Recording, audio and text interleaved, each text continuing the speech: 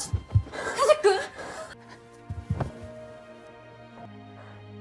和樹くんは 3 handsome Prince चुन लिए गए हैं। अब बारी है प्रिंसेस चुनने की। क्लास की सभी लड़कियां चिल्ला उठी कि उन्हें प्रिंसेस बनाया जाए। सबने अपने हाथ खड़े कर दिए। रिवी ये चाहती है कि अंजू प्रिंसेस बने, लेकिन बाकी लड़कियां उसे इतनी आसानी से बनने थोड़ी देंगी। माहौल तो टेंस हो गया। रिवी ने भी अपनी चाल चल दी। इसके लिए कुछ भी नामुमकिन नहीं। इसने लॉटरी बॉक्स टेबल पर रख दिया ताकि प्रिंसेस को चुना जाए। वो सबसे कहने लगी कि देखो लड़कियां, लड़ो मत, हम बिल्कुल ईमानदारी से प्रिंसेस को चुनेंगे।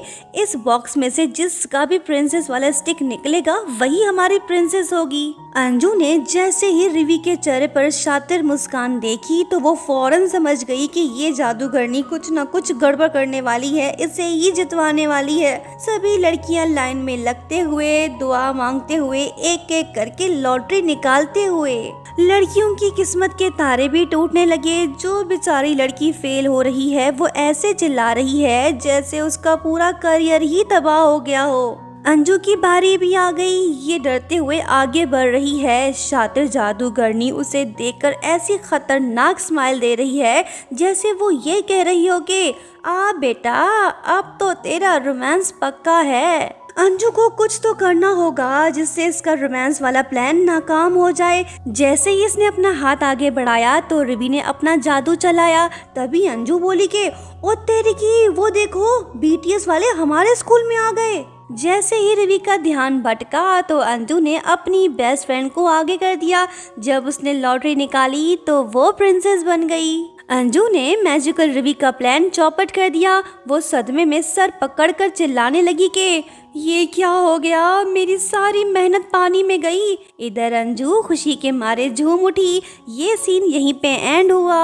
प्ले का रिहर्सल शुरू हो गया। जहां बाकी सब टेंशन में तो वहीं अंजू मैडम बिल्कुल चिल मूड में बैठी है, जैसे उसे किसी बात की परवाह ही नहीं। वैसे इस स्कूल का माहौल तो काफी अजीब सा है। यहाँ आम लड़कों की कोई इज्जत ही नहीं। जब जिस लड़की का दिल चाहे वो उन्हें लाते घूंसे मारना शुरू कर देती हैं। मतलब कि कोई रोक टोक ही नहीं।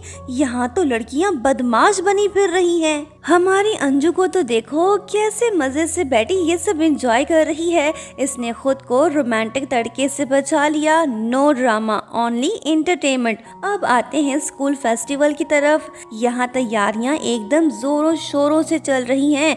हर कोई अपना 100% दे रहा है। तीनों हैंडसम बॉयज के शहजादों वाले कपड़े भी रेडी हो गए। ओ भाई साहब, जैसे ही लड़के क्लास में एंटर हुए तो लड़कियां एक्साइटेड होके उनकी फोटोज खींचने लगी, मानो जैसे कोई बहुत बड़े सुपरस्टार्स आ गए हों। प्रिंस हीजू का तो पूछो ही मत। जो लड़का पहले 1 नंबर का बिगड़ा हुआ शहजादा हुआ करता था, जिसका सुधरना बिल्कुल नामुमकिन था, अब वो सीधा साधा शरीफ लड़का बन चुका है। ये सारी शराफत आखिर किसके लिए है? बिल्कुल सही समझे, हमारी अंजू और कौन। मैडम को इम्प्रेस करने के चक्कर में प्रिंस साहब ने पूरे स्कूल को फ्री में लंच खिला दिया। मतलब अमीरी हो तो ऐसी। सारे स्टूडेंट्स खुश हो गए। हमारे प्रिंस का मेन गोल तो अंजू के दिल में अपनी खराब इमेज सही बनाना, ताकि वो इसे पसंद करने लगे।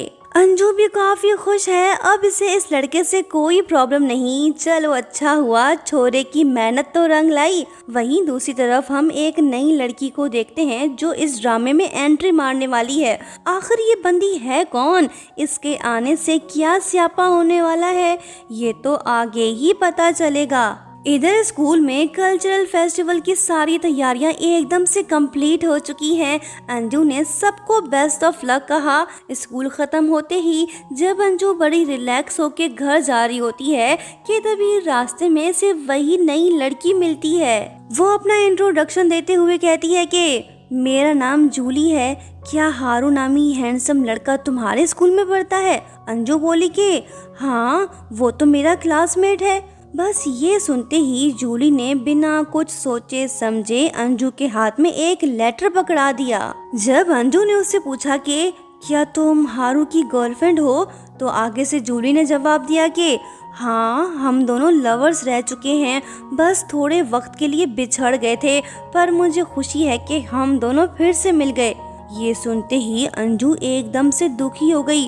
मैजिकल रिवी भी नाजिल हो गई। उसने भी जूली को पहचानने से इनकार कर दिया। ये इसका किया धरा नहीं।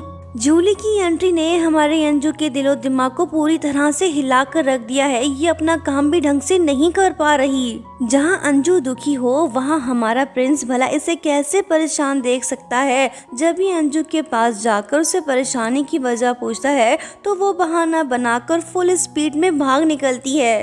खैर, पार्ट टाइम जॉब खत्म करने के बाद जब अंजू थकी हारी घर पहुंची तो सीधा हारू के पास जाकर उससे कहने लगी कि तुम्हारे लिए किसी ने ये लेटर दिया था। जैसे ही हारू ने उस लेटर पर जूली का नाम देखा तो वो गुस्से में अंजू से कहने लगा कि तुम उससे क्यों मिली, प्लीज तुम उस लड़की से दूर रहो। ये बोलते ही हारू ने उस लेटर को फाड़ दिया।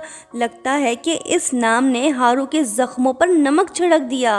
पुरानी दर्दनाक यादें भी अचानक से इसके दिमाग में घूमने लगी। बेचारे की हालत इतनी खराब हो गई कि वो चक्कर खाकर सीधा नीचे गिर पड़ा। हमारी अंजू सही वक्त पर उसे संभाल लेती है और आराम से ले जाकर सोफे पर बिठा देती है। हारू ने इसे सॉरी कहा।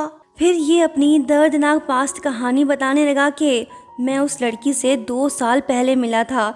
जब एक दिन मैं स्कूल के बाहर खड़ा था तो तभी जूली मेरे पास से गुजरी और उसका स्कार्फ नीचे गिर गया। जब मैंने उसे वो वापस दिया तो उसका रिएक्शन काफ़ी अजीब सा था। फिर हुआ ये कि जूली रोज़ सुबह एक ही जगह पे मेरा वेट करने लगती, मेरी तरफ देख मुस्कुराने लगती। फिर मेरे घर पे महंगे महंगे गिफ्ट्स आने लगे। यहाँ तक कि उसने सीधा मैरिज फॉर्म भी भेज दिया। वो बस ये चाहती थी कि मैं सिर्फ उसका ही बन के रहूं। इसलिए उसने मेरे दोस्तों में ये अफवाह फैला दी कि मैं उनकी बुराई करता हूँ। उसका नतीजा ये हुआ कि मेरे सारे दोस्तों ने मुझसे फ्रेंडशिप खत्म कर दी। मैं अकेला पड़ गया। आखिर में तो उसने हद ही पार कर दी। वो मेरे घर में घुस आई और हम दोनों की सोते हुए फोटोज खींचकर अपलोड कर दी। इसकी दर्दनाक बातें सुन के अंजू शॉक्ड होके बोली कि ये तो बहुत ही ज्यादा क्रीपी है, तुम पुलिस के पास क्यों नहीं गए? हारू उदास होकर बोला कि हाँ मैंने रिपोर्ट की थी, लेकिन उस दिन के बाद से मेरा सब पर से भरोसा ही उठ गया। इसलिए मैं स्कूल से ट्रांसफर लेके यहाँ शिफ्ट हो गया। अंजू, अगर वो लड़की यहाँ तक पहुँच गई तो मुझे यहाँ से भी कहीं दूर जाना पड़ेगा। मैं नहीं चाहता कि तुम मेरी वजह से किसी मुश्किल में पड़ो। मैं ये सब अकेले ही हैंडल कर लूँगा, तुम बिल्कुल भी परेशान मत हो। हारू की ये रुला देने वाली बातें सीधा अंजू के दिल पर लगी। इसका दिल इतना दुखी हो जाता है कि वो बिना सोचे समझे हारू को हग कर लेती है। ये पहली बार है जब अंजू ने किसी लड़के को गले लगाया। कहने लगी कि तुमने कुछ गलत नहीं किया, मैं तुम्हें यहाँ से जाने नहीं दूंगी। हारू, मैं तुम्हें प्रोटेक्ट करूंगी, हम दोनों मिलके उसका सामना करेंगे। अंजू के मुंह से इतनी बड़ी और हिम्मत देने वाली बातें सुनकर हारू का दिल भी पिघल गया। वो भी पलटकर अंजू को हग कर लेता है। इमोशनल होकर कहने लगा कि काश मैं तुम जैसी अच्छी लड़की से पहले मिला होता। ये सुनते ही लड़की हल्की सी मुस्कुराई और दिल छू लेने वाली आवाज में बोली कि तुम उससे मिल चुके हो। अरे वाह, ये तो कमाल हो गया। जो लड़की हमेशा रोमांस से दूर भागती थी, आज उसने इस लड़के के लिए अपना दिल खोल दिया। चलो अच्छा हुआ, इसके दिल में प्यार की हलचल तो शुरू हो गई। अब सबसे बड़ा सवाल ये है कि आखिर ये किसे चुनेगी।